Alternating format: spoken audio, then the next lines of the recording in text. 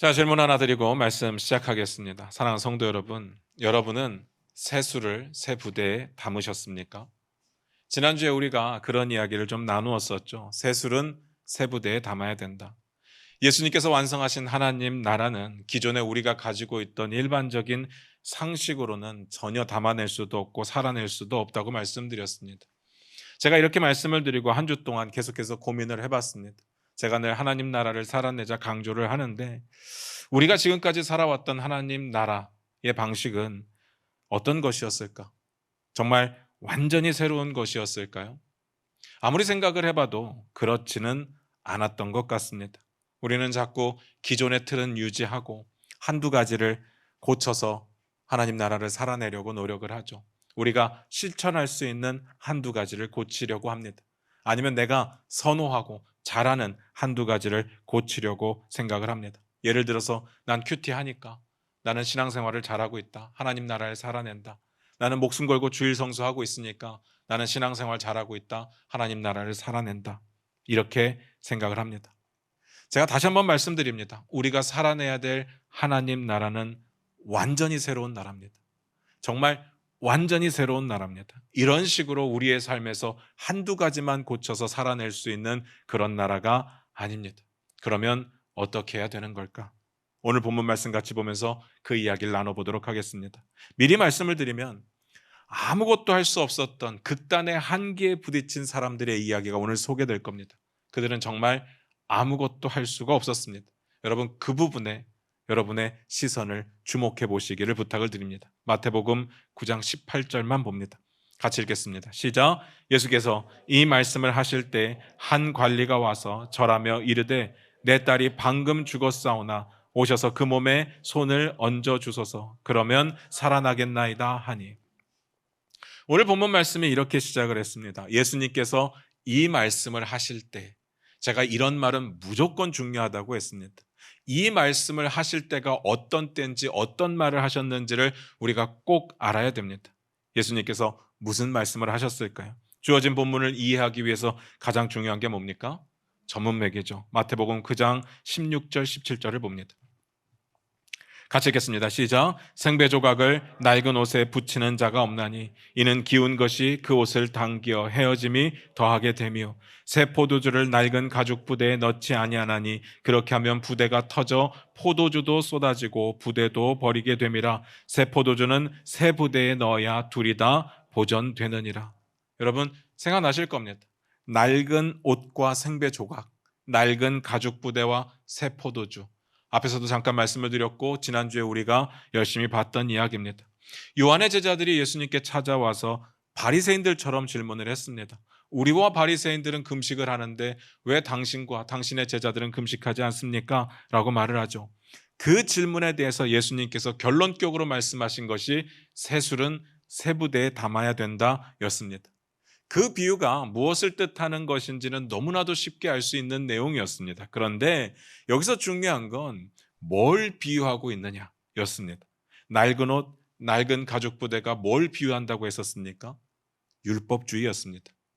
율법이 나쁜 건 아니에요. 그런데 하나님이 빠져버린 율법은 율법주의가 된다고 했죠. 여러분 율법주의의 특징이 뭔지 아십니까? 제가 나름대로 한번 정리를 해봤거든요. 율법주의가 뭘까? 율법주의란 내 의를 이룰 수 있다고 믿는 게 율법주의입니다. 그래서 율법주의의 관점에서 보면 율법을 잘 지키는 사람이 있고 율법을 잘 못 지키는 사람이 있습니다. 이렇게 둘로 나뉘게 돼요. 그런데 항상 우리는 나는 잘하고 있다고 생각하기 때문에 다른 사람들을 판단하게 되고 정죄하게 됩니다. 이게 맹점이었죠. 그래서 요한의 제자들의 시각에서 보니까 그들은 금식을 잘하고 있는데 예수님의 제자들의 모습은 금식을 하지 않으니까 마음에 안 드는 거죠. 그러니까 정죄를 하는 겁니다. 로마서에 보면 이런 내용이 있어요. 로마서 3장 20절인데 여러분 화면 보시면서 같이 한번 읽어보겠습니다. 같이 읽겠습니다. 시작. 그러므로 율법의 행위로 그의 앞에 의롭다 하심을 얻을 육체가 없나니 율법으로는 죄를 깨달음이니라. 율법은요 우리를 구원하려고 주신 것이 아닙니다. 우리의 의를 완전히 이룰 수 있기 때문에 주신 것이 아닙니다. 대신에 왜 주셨대요? 우리의 죄를 깨달으라고 주셨답니다. 그러면 우리의 죄를 깨닫고 나서는 어떻게 해야 되는데요? 로마서 5장 20절도 한번 볼까요? 역시 화면 보시면서 같이 읽겠습니다. 시작. 율법이 들어온 것은 범죄를 더하게 하려 함이라. 그러나 죄가 더한 곳에 은혜가 더욱 넘쳤나니.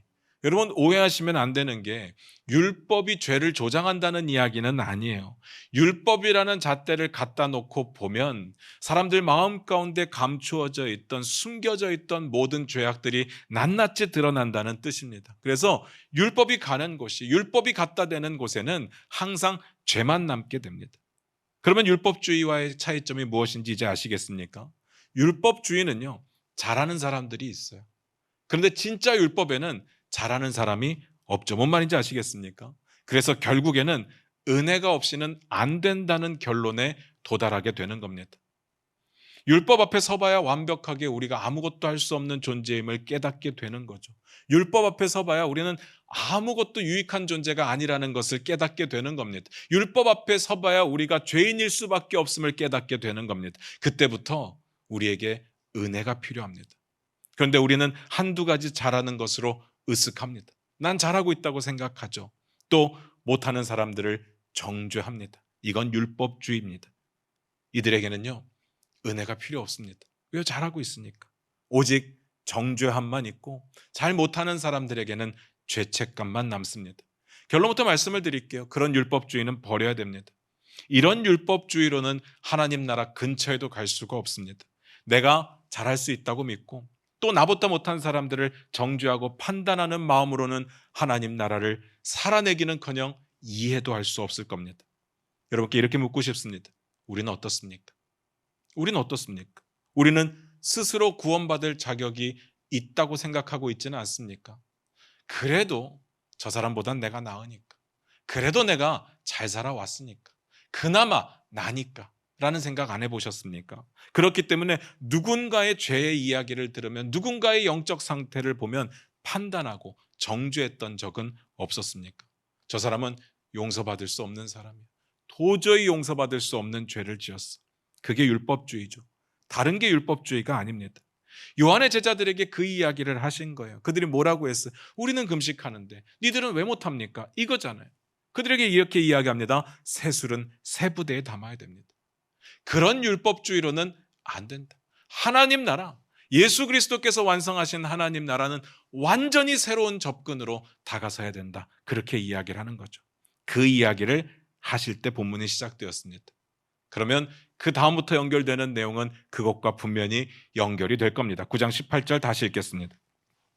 같이 읽겠습니다. 시작. 예수께서 이 말씀을 하실 때 한 관리가 와서 절하며 이르되 내 딸이 방금 죽었사오나 오셔서 그 몸에 손을 얹어 주소서. 그러면 살아나겠나이다 하니.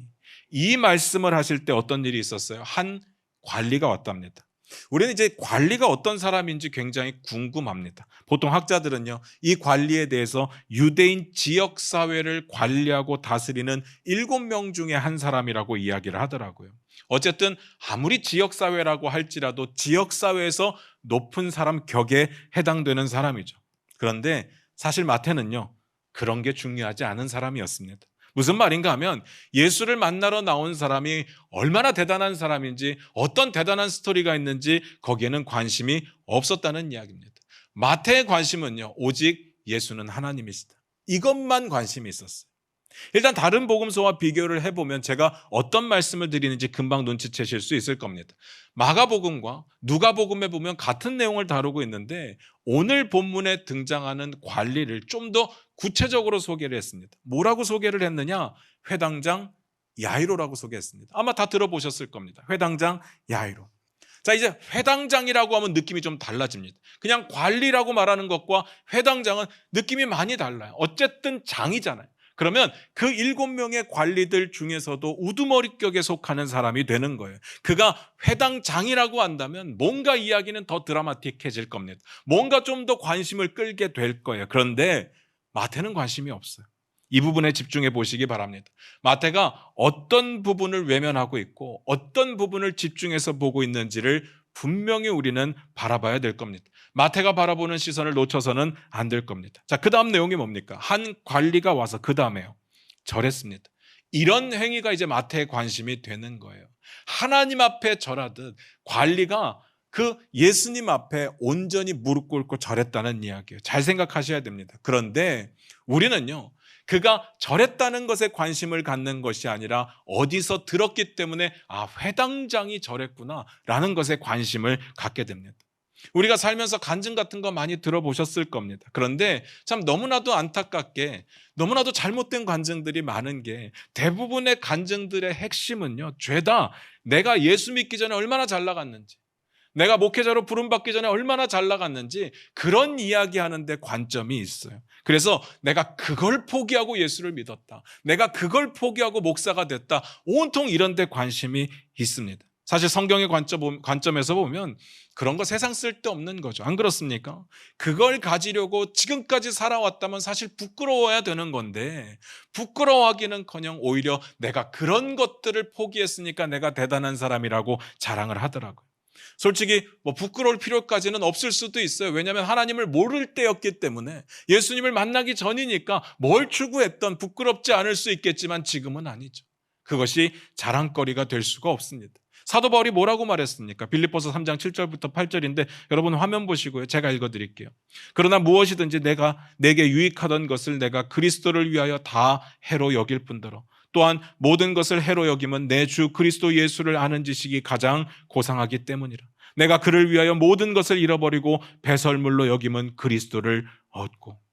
사도 바울이 스스로 이야기하기를, 내가 대단한 사람이었어, 나 공부도 잘했고 굉장히 뛰어난 사람이었어, 근데 내가 다 예수를 위해서 포기했어, 나 이런 사람이야 라는 이야기가 아니에요. 전혀 아닙니다. 오히려 자기가 지금까지 추구해 왔던 것들이, 목숨 걸고 지키려고 했던 것들이 알고 보니까 다 해로운 거였고, 알고 보니까 다 배설물이었다고 이야기를 해요. 오히려 그런 것들 때문에 내가 예수를 얻는 것에 방해를 받았다고 이야기를 하고 있는 거예요. 그래서 마태가 누가 주님께 왔는지, 그 삶의 스토리가 얼마나 대단했는지에 관심이 없어요. 오직 예수 그리스도, 예수님이 하나님이심에만 관심이 있습니다. 그 다음에 그 관리가 와서 무릎을 꿇고 말을 하는데 뭐라고 합니까? 내 딸이 방금 죽었습니다. 사람이 경험할 수 있는 가장 극단의 한계점, 가장 큰 고통은 죽음일 겁니다. 죽음 앞에 인간은 아무것도 할 수가 없죠. 자신의 죽음도 그렇지만 특히 사랑하는 사람이 죽었을 때 그 고통은 말로 표현이 안 될 겁니다. 그리고 더 가슴 아픈 게 뭔지 아십니까? 죽어가는 사랑하는 사람을 위해서 내가 해줄 수 있는 게 아무것도 없다는 거죠. 그 사실에 사람이 미치게 되는 겁니다. 오늘 마태가 소개하는 관리는요, 그가 회당장이냐 아니냐, 얼마나 대단한 삶을 살았느냐가 관심이 아니에요. 딸의 죽음을 맞이해서 비통한 상황 가운데 있는데, 그런데 아무것도 할 수 없었던, 정말 극단의 한계에 다다른 슬픔과 무력감을 느끼는 그런 사람이었다는 게 중요하죠. 제가 유대의 장례에 대해서 잠깐 설명을 드렸던 적이 있는데 기억하실지 모르겠어요. 예수님을 따르겠다고 나섰던 제자 중에 아버지 장례 치르고 오겠다는 제자가 있을 때 그때 잠깐 설명드렸거든요. 유대의 장례는 사람이 죽으면 보통 24시간 안에 묘실 안에 안치를 해야 되기 때문에, 그때 제가 뭐라고 말씀드렸는가 하면, 만약에 진짜 아버지가 돌아가셨으면 아버지 장례를 치르다 말고 와서 예수님께 나 아버지 장례 치르고 다시 올게요 이런 말을 하는 것은 상식적이지 않다고 했었습니다. 오늘도 마찬가지예요. 자기 딸이 죽었습니다. 이제부터 장례를 24시간 안에 긴박하게 치러야 돼요. 죽은 딸 아이의 아버지가 돌아다니는 것은 일반적인 상식이 아니라는 겁니다. 그리고 23절에 보니까 이미 피리 부는 자들이 와 있었어요. 그리고 떠드는 무리가 와 있었습니다. 이 사람들이요, 너무 좋은 사람들이어서 자발적으로 와 있었던 게 아니에요. 유대 사회에서는 사람이 죽으면 이런 사람들을 의무적으로 불러야 됐습니다. 최소한 피리를 부는 2사람, 그리고 그들을 위해 울어줄 수 있는 여자 1사람은 꼭 불러야 됐습니다. 이건 가난해도 해야 되는 거예요. 그게 유대의 문화였고 전통이었습니다. 그러면 누가 불렀겠습니까?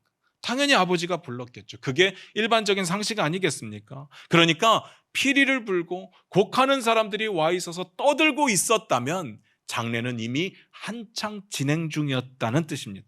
그런데 갑자기 장례식 중에 아버지가 장례식장을 떠났다? 이건 말이 안 되는 거죠.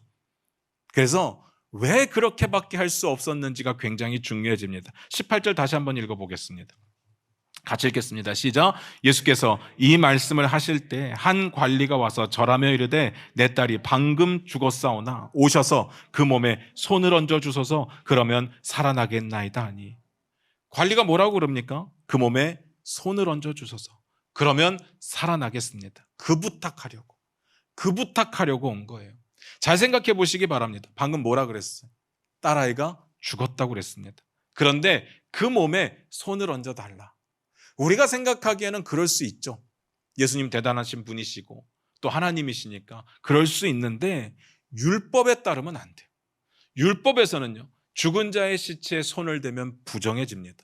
그러니까 무례한 부탁이에요. 그리고 살아나겠다? 잘 생각하셔야 됩니다. 지금까지 죽은 자가 살아났던 적이 없어요. 그런 이야기는 구약시대 정말 옛날에 선지자들과 유명한 선지자들이 있을 때 일어났던 일일 뿐인 거죠. 지금 현 시대에 그런 일들은 일어나지 않고 있습니다. 예수님께서 어마어마한 이적들을 많이 베푸셨지만 아직까지는 죽은 자를 살린 적이 없으셨어요. 본 적이 없는 일이라고요. 그런데 관리가 그 기적을 요구했습니다. 관리가요, 예수님이 완전히 하나님이신 걸 알고 요구했다면 별 문제가 없을 텐데, 또 예수님이 그런 일을 못 하신다는 이야기도 아닐 텐데, 그런데 이런 걸 요구하는 것은 너무나도 무리한 요구라는 이야기예요. 예수님께서 사랑하시던 나사로가 죽었을 때 그때 누이들이 뭐라고 이야기합니까? 예수님이 조금만 일찍 오셨으면, 여기에 계셨으면 내 오라비가 죽지 않았을 겁니다. 이게 일반적인 생각이에요. 예수님께서 이 땅에 죽은 자 살리러 온 건 아니거든요. 예수님께서 죽은 자를 살리신 적이 없는 것도 아니고 못 하시는 것도 아니지만 그거 하러 오신 건 아니에요. 그래서 성경에 보면 몇 번 없어요. 몇 번 없는 일이고 인간이 느낄 수 있는 최대의 한계점이 죽음이기 때문에 그들조차도, 예수님과 가장 가까웠던 그 마르다 마리아조차도 다시 살아나는 걸 생각하지 못했어요. 그런데 이 관리는요, 두 가지를 다 요구했습니다. 손을 대고 살려달라고 말하고 있어요. 너무 무모한 요구예요. 무례한 요구였습니다. 왜 이런 요구를 할까? 마음은 이해가 가죠. 지금 아무것도 할 수 없으니까. 너무 비참하니까. 이유는 알겠지만 제 마음은 좀 그렇습니다. 그 다음 구절 보고 더 말씀드리도록 하겠습니다. 19절입니다. 같이 읽겠습니다. 시작. 예수께서 일어나 따라가심에 제자들도 가더니. 제 생각에는 이 관리가 너무 무례한 요구를 했어요. 무리한 부탁을 했어요. 그런데 제가 보는 시각과는 아무 상관없이 예수님은 상관이 없었나 봐요. 예수님께서 일어나셔서 따라가셨습니다. 거기에 내가 가줄게, 좀 이따 갈게, 이런 이야기가 없어요. 그냥 그 말을 하자마자 일어서셨어요. 그리고 가셨습니다. 왜 그러셨을까요? 전 이해가 안 가는 부분이에요. 이거 말이 안 되는데, 이거 부정해지는 일인데 왜 그러셨을까? 그래서 다시 훑어봤습니다. 도대체 이 관리가 특별한 게 뭐가 있을까? 우리가 놓친 게 뭐가 있을까? 없더라고요. 오히려 객관적으로만 볼 때, 눈에 보이는 것만 볼 때 바리새인들이 훨씬 낫죠. 요한의 제자들이 훨씬 나아요. 그들은요, 일주일에 2번씩 꼬박꼬박 금식해요. 율법을 지키려고 애를 썼던 사람입니다. 물론 외식하는 자들이었어요. 문제가 많죠. 그런데 최소한 다른 사람들을 부정하게 만드는 일은 하지 않았습니다. 그런데 관리는요, 관리가 과거에 어떻게 살았는지는 잘 모르겠지만 관리의 요구대로라고 한다면 예수님을 부정하게 만드는 거죠. 그런데 따라가셨어요. 궁금하지 않습니까? 왜 관리에게는 이렇게 친절을 베푸시는 거고 바리새인들만 보면 예수님께서 그렇게 화를 내시는 걸까? 그 다음에 볼게요. 9장 20절 21절입니다. 같이 읽겠습니다. 시작. 12해 동안이나 혈루증으로 앓는 여자가 예수의 뒤로 와서 그 겉옷가를 만지니 이는 제 마음에 그 겉옷만 만져도 구원을 받겠다 함이라. 갑자기 다른 사람 이야기가 나오죠. 이런 구조를 성경에서 샌드위치 구조라고 합니다. 관리의 딸을 고쳐주는 사건이 하나 있는데 그 사건이 진행되던 중에 또 다른 사건 하나가 삽입되어 있는 거죠. 그래서 샌드위치처럼 안에 꼈다고 해서 샌드위치 구조라고 불러요. 그런데 일부러 삽입했다는 이야기는 아니에요. 구조가 그렇다는 이야기죠. 여러분, 12의 혈루병 앓던 여인의 이야기는 여러분 너무나도 잘 아는 이야기예요. 그 여인이 예수님의 겉옷을 만지는 사건이 있었습니다. 근데 잘 보시기 바랍니다. 이번에도 동일해요. 마태는요, 12의 혈루병 앓던 여인이 어떤 여인이었는지에 대해서는 관심이 없어요. 그간 어떻게 살아왔는지에 대해서도 관심이 없어요. 그저 이 사람은 불쌍한 사람이에요. 인생의 한계를 느낀 사람이에요. 너무나도 힘든 사람이에요. 건강상으로, 사회적으로 무력해 있었습니다. 그게 끝입니다. 다른 복음서에 보면 이 내용을 굉장히 드라마틱하게 묘사하고 있어요. 우리가 혈루병 앓던 이 여인의 이야기에 대해서 여러분이 어떤 스토리를 알고 있다면 그건 마태복음의 이야기는 아닐 거예요. 다른 복음서의 이야기일 겁니다. 한번 보실게요.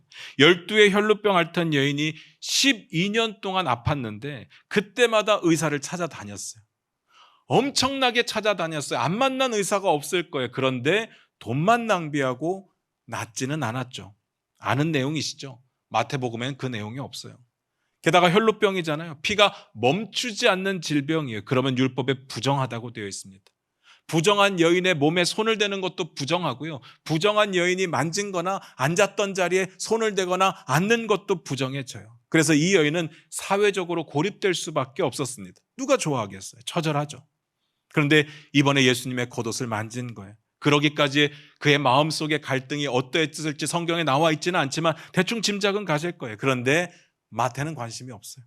그냥 오랫동안 아팠던 여인일 뿐이에요. 그냥 아팠던 여인이에요. 이게 마태의 시선입니다. 왜 그럴까? 그리고 또 하나 중요한 사실이 있습니다. 이 부분 진짜 중요해요. 성경 읽고 말씀드릴게요. 9장 22절입니다. 같이 읽겠습니다. 시작. 예수께서 돌이켜 그를 보시며 이르시되 따라 안심하라. 내 믿음이 너를 구원하였다 하시니 여자가 그 즉시 구원을 받으니라. 잘 보시기 바랍니다. 여러분이 알고 있던 내용하고 많이 다를 거예요. 많이 다른지도 발견을 못하시면 아예 모르시는 거고 내용과 많이 다를 거예요. 우리가 아는 내용은 마태복음이 아니라고 미리 말씀을 드렸어요. 우리가 아는 내용을 한번 확인을 해볼게요. 마가복음 5장 30절을 한번 보도록 하겠습니다. 화면 보시면서 같이 읽겠습니다. 시작. 예수께서 그 능력이 자기에게서 나간 줄을 곧 스스로 아시고 무리 가운데서 돌이켜 말씀하시되 누가 내 옷에 손을 대었느냐 하시니. 이게 우리가 아는 내용이에요.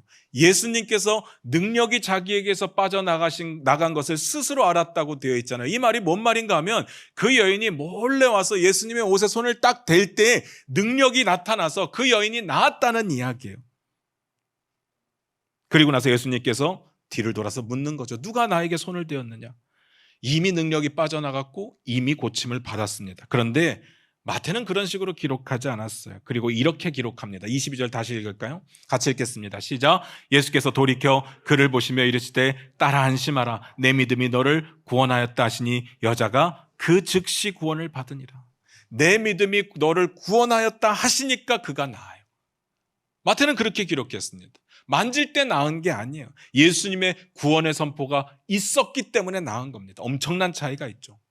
마태가 애써 외면하는 것이 뭔지 보이십니까? 뭘 집중하고자 하는 것이 보이세요? 마태는 전적으로 예수님이 하셨다고 말하고 싶은 거예요. 오해될 만한 것들은 다 기록하지 않았습니다. 저는 마가복음도 그렇고 누가복음도 그렇고 그 내용이 그 옷가를 만질 때 어떤 마법적인 능력이 나타나서 그 순간 나았다고 보지 않아요. 그 순간에도 예수 그리스도의 권능이 있었고 예수 그리스도의 섭리가 있었고 인정이 있었기 때문에 허락이 있었기 때문에 낫는 거지 그냥 만져서 낫는다고 생각지는 않아요. 그런데 사람들이 그렇게 이야기를 해놓으면 헷갈리니까 오해 요소가 있으니까 마태는 다 빼버린 거예요. 오히려 마태에게 중요한 것은요, 어떤 사람인지가 중요한 게 아니라 어떻게 만졌는지가 중요한 게 아니에요. 주님 앞에 아무것도 할 수 없는 여인이 주님 앞에 나왔다는 게 중요한 거죠. 어차피 하나님 나라는 그들의 능력으로 살아낼 수 있는 게 아니에요. 우리의 능력으로 만들어가는 게 아닙니다. 하나님의 능력으로 임하는 거예요. 그렇기 때문에 그 능력을 경험하는 사람들이 어떤 사람이냐? 잘난 사람들이 아니에요.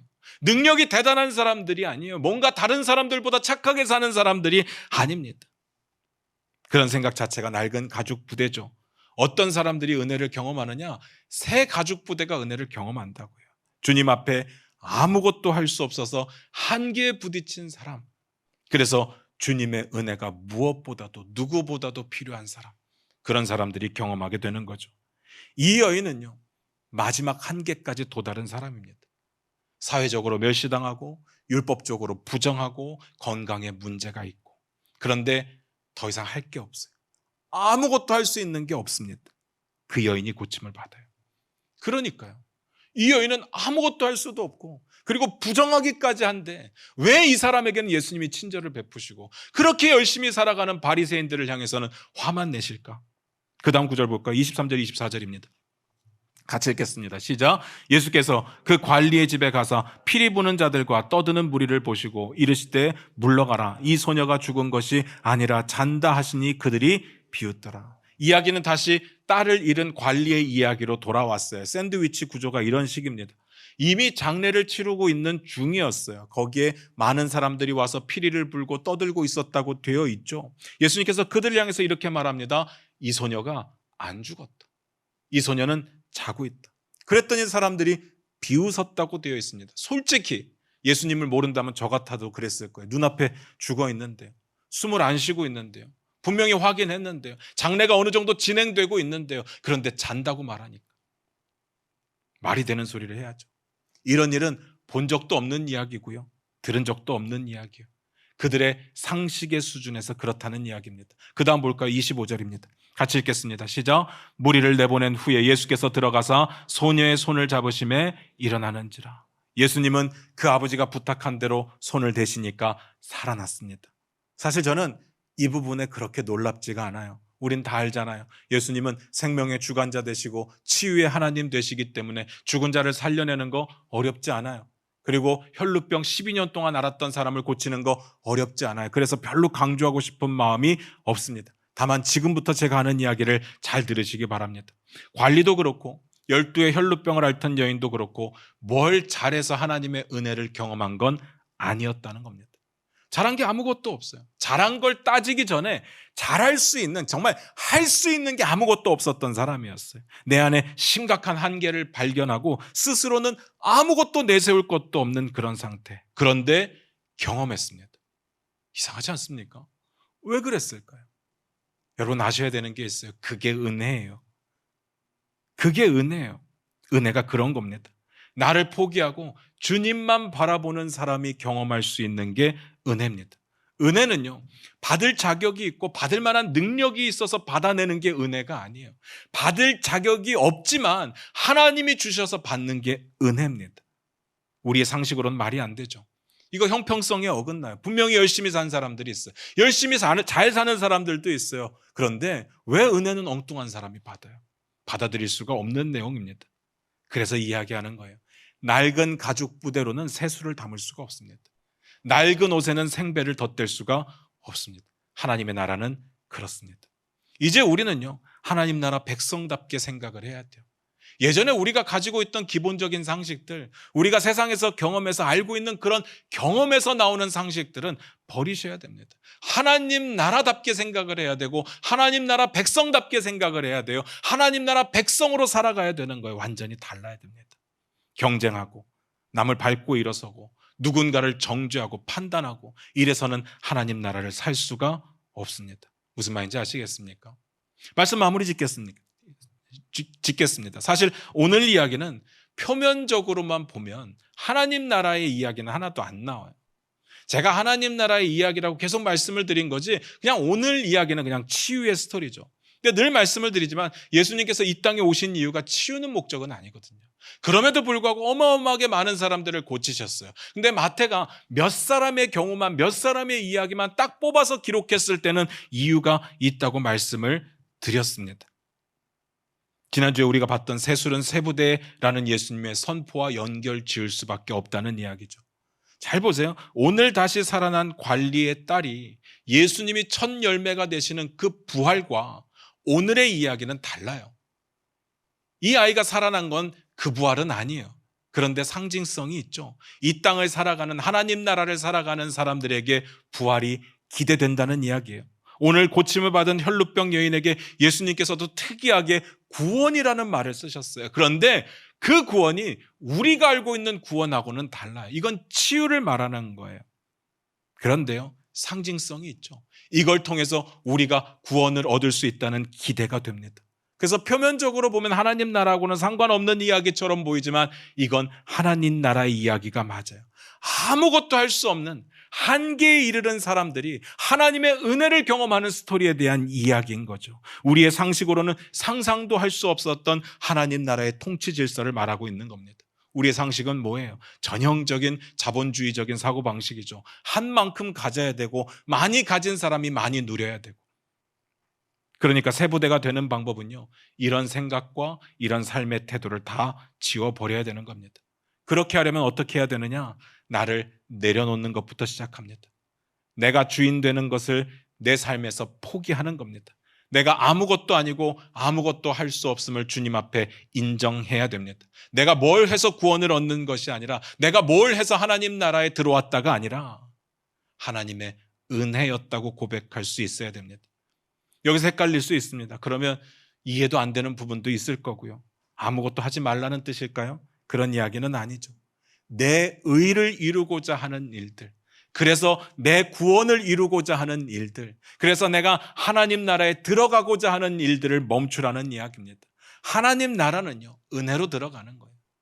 은혜 가운데 이미 들어와서 살고 있어요. 우리가 그 은혜를 경험한 자로 하나님을 위하여, 예수 그리스도를 위하여 기쁨으로 감사함으로 살아가는 거지, 이걸 통해서 나의 의를 이루는 것은 아니라는 이야기입니다. 그러니까 저 같은 사람도 구원을 받는 거겠죠. 그러니까 저 같은 사람도 목사로 사역을 이어갈 수 있는 겁니다. 제 이야기 드리고 마치도록 하겠습니다. 저는 스스로 늘 고민합니다. 나는 자격이 될까? 나는 구원받을 자격이 될까? 나는 목사로서 사역할 수 있는 자격이 될까? 제가 자존감이 낮아서 이런 질문을 하는 게 아니에요. 또 사람들의 위로나 격려를 받기 위해서 이런 질문을 하는 것도 아닙니다. 제가 이런 식의 이야기를 하면 많은 성도님들이 제가 지쳤는 줄 알고 꼭 이렇게 말씀하시죠. 아유, 목사님 잘하고 계세요. 제가 그런 이야기 들으려고 이런 이야기를 하는 게 아니에요. 그런 차원의 이야기가 아니죠. 제가 두려운 건요, 제가 자격이 없다는 게 아니라 그걸 잊어버릴까 봐 두려운 거예요. 내가 자격 없는 존재인 것이 분명한데, 내가 뭔가를 하고 나면, 뭔가를 해서 좋은 성과를 거두고 나면 마치 내가 자격이 있는 것처럼, 내가 잘해서 된 것처럼 교만해질까 봐. 괜히 교만해져서 하나님께 다 맡기지 못하고 교회를 더 성장시키기 위해서 뭔가 끊임없이 노력할까 봐. 그게 두려운 거죠. 뭐 거기까지는 그렇다고 칠 수 있는데, 그래서 나온 결과들을 내 업적으로 삼고 내 의로 삼을까 봐. 그게 두려운 겁니다. 저는요, 그저 주님 앞에 죄인이었을 뿐입니다. 아무것도 할 줄 모르고 아무 능력도 없는 그냥 죄인이에요. 주님께서 쓰시겠다고 하시니까 그냥 순종하니까 쓰임받고 있는 중입니다. 그런데 솔직하게 말씀드리면 그것도 엄청 기쁘게 흔쾌히 순종했던 건 아니에요. 정말 억지로 힘들다고 투정하면서 도저히 못하겠다고 엄살을 부리면서 겨우겨우 어쩔 수 없이 그 자리에 서 있었던 것뿐이죠. 늘 한계에 부딪혀서 살았습니다. 늘 하나님 앞에 엎드려서 하는 기도가 뭐예요? 못하겠어요. 하나님 너무 힘들어요. 진짜 못하겠어요. 딴 사람 시키세요. 그런 이야기만 하죠. 그러면서 주님 앞에 무릎 꿇고 투정하는 겁니다. 그런데 신기한 게 뭔지 아세요? 은혜를 누리고 있어요. 이 논리가 이해가 되십니까? 제가 한 게 없다니까요. 잘한 게 없습니다. 그런데 은혜를 누리고 살아요. 저는 신기하더라고요.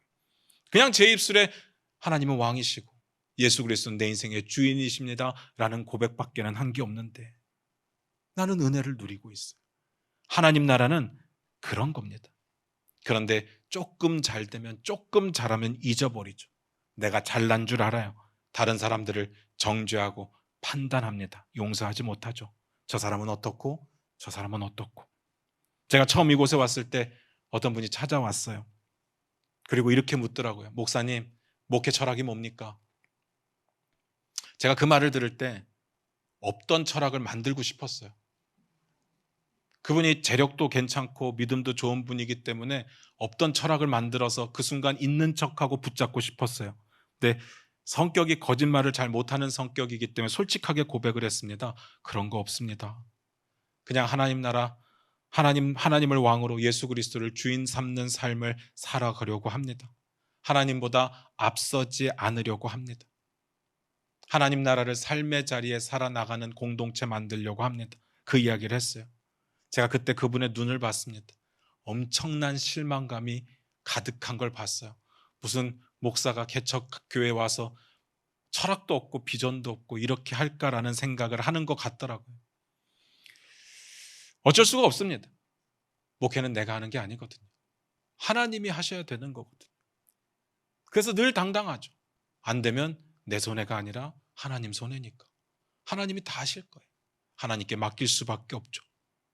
사랑하는 성도 여러분, 우리의 인생도 한번 고민해 보시기 바랍니다.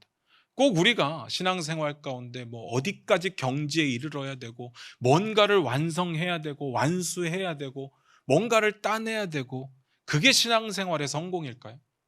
그게 신앙생활 가운데 하나님 나라를 살아내는 것일까요? 잘 들으시기 바라요. 우리는 이미 은혜 가운데 살잖아요. 지금 은혜 안에 살고 있어요. 근데 그 은혜는 우리가 잘해서 받은 것도 아니에요. 정말 아무것도 할 수 없는데, 아무 자격이 안 되는데 하나님이 그냥 주신 거예요. 예수 그리스도를 주인으로 영접하니까 그냥 주신 거예요. 그러면요, 그 은혜를 받은 자답게 하나님 앞에 날마다 감사하고 기뻐하고 감격하고 그냥 그렇게 살면 안 되는 겁니까?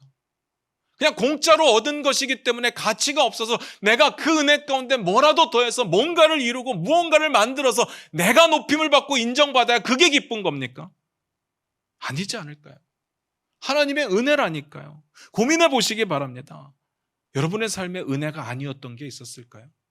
모든 것이 은혜 아닙니까? 이게 깨달아진다면 우리의 삶의 모든 부분이 감사하지 않겠습니까? 여러분 감사하십니까? 날마다 감사하십니까? 성경이 말하는 대로 범사에 감사하십니까? 제가 고민해 봤습니다. 우리가 왜 감사하지 못할까? 왜 분명히 은혜 가운데 살고 있는데 은혜를 누리지 못하고 매일 뭔가를 더 이루기 위해서 노력을 하며 살까? 왜 우리는 여전히 누군가가 밉고 누군가를 판단해야 되고 정죄하며 살아야 될까? 고민해 봤거든요. 우리의 삶이 전적인 은혜라는 사실이 아직까지 인정되지 않기 때문에 그렇더라고요. 뭐라도 잘해서 그 자격을 갖추고 싶은 거예요. 사실은 이런 것들이 낡은 가죽 부대였습니다. 잘 들으시기 바랍니다. 내가 주님 앞에 아직 죽지 않았다면 우리 안에 감사와 은혜는 내 것이 아닙니다. 사랑하는 성도 여러분, 오늘 여러분이 이런 인정을 할 수 있었으면 좋겠습니다. 나는 아무것도 아닙니다. 아무것도 할 수 없습니다. 하나님이 왕이십니다. 예수님이 주인이십니다. 주님 뜻대로 순종하겠습니다. 여러분의 이 고백이 진실의 고백이 될 때 하나님은 그때부터 일하실 겁니다. 기도하겠습니다.